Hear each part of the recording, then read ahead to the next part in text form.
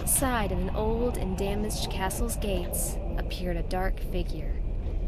There it stood, with nothing but a skull and two glowing red eyes. Encased in armor, which was riddled with gashes and missing several parts, a dark sword hung on this creature's right side. The memories from its past came through the air when it looked at this castle. Standing as still as stone, the creature began to stir the gate without moving any parts. Ravens' cries could be heard off in the distance. The full moon was at its height, and the field that surrounded the area was nothing more than wilderness, their only notable sights being old, emaciated tree trunks. If you looked around, you could almost believe that this place was once full of life. The sun's warm heart cherishing everyone, the scent of spring, and birds singing happily. Surely nothing could ever make you believe this dream could be broken.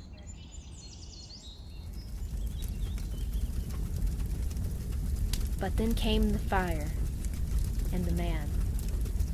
A swordsman called Wilhelm Ironhand conquered this whole country, burning all the land, killing its people, and enslaving others. He was no man. He was a monster. He traveled around the world, taking whatever he pleased. Anyone that would dare try to show mercy and offer peace to this monster were always the first to die. He broke many, except one.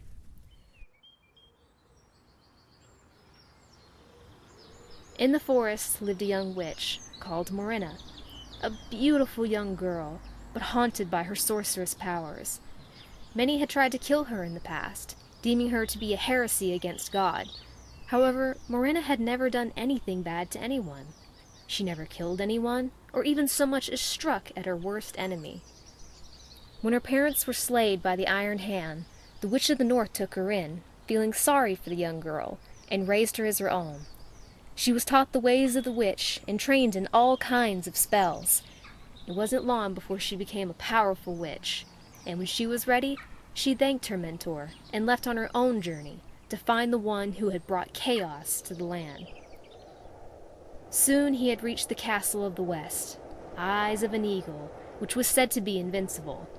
He desired to show that he could be the one to destroy it, along with its residents, and throw its ashes to the winds he had done with so many invincible castles of the past. When he arrived at the gates, he saw Morena, standing against him. Ironhand laughed. "Am I a dog when you come at me with a rod? Come here and I shall feed your small body to the birds. I am Wilhelm Ironhand, the God's Sword, who will punish all for their sins against him. There are no men who dare challenge me, yet they send a girl against me?" Morena looked at him and spoke up. "God doesn't use a man like you to do his will. You say you're doing his will, while you've only done the devil's work. You may not know me, but I know you, and the things you have done. You took my parents away from me, and killed many without showing any mercy. You're one to talk. Aren't you the one who sold her soul to the underworld to obtain power? Look what you've become. A rat who thinks they're better than the rest of humans. I should kill you right now for all the sins you've committed." Morena stood her place and showed no signs of fear. Squeezing her staff harder in her small hand, she took a long breath. "I do not care what you think I am, but I am the one who will end your terror. You will not take any more lives like you took my parents' lives.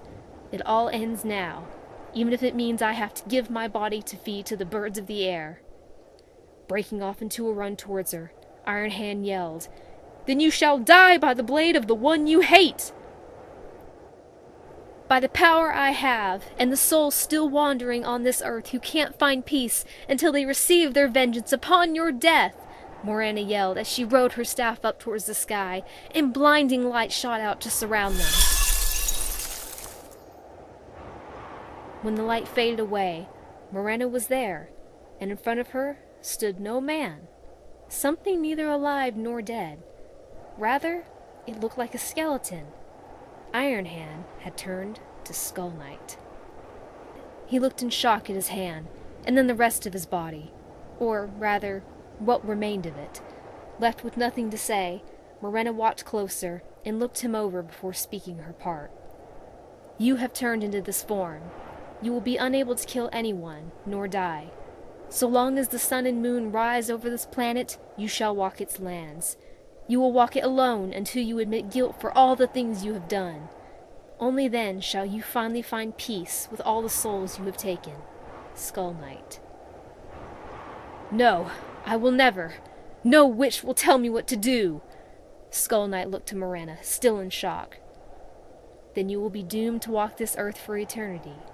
You had your chance. With those words, Morena turned to leave, but Skull Knight yelled out to her, I will hunt you down! I will kill you! Morena paused for a moment. You may try, but it will not work. Instead of trying to kill me, try to do what I have told you, and you will find peace in the grave. Those words, she continued to walk away. Skull Knight stood there in complete silence as he watched her leave. He simply couldn't believe what had happened to him.